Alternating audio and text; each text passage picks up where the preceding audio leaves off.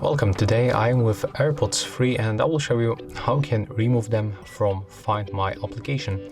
So at the first we have to open the case and just be connected with our iOS device. So in this case I'm using iPhone XR. So keep the case open. And next we have to be also logged in with our main iOS device. So in this case I'm using the MacBook Pro. That's very important. Next we have to go for the Find My application simply and go for the devices.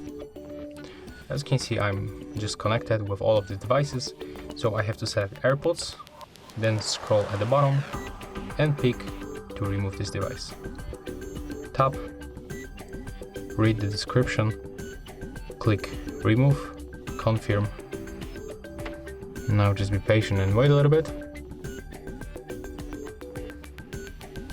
And as you can see, after a few moments, we easily remove AirPods 3 from our Find My application. And that's all. If you find this video helpful, remember to leave a like, comment and subscribe.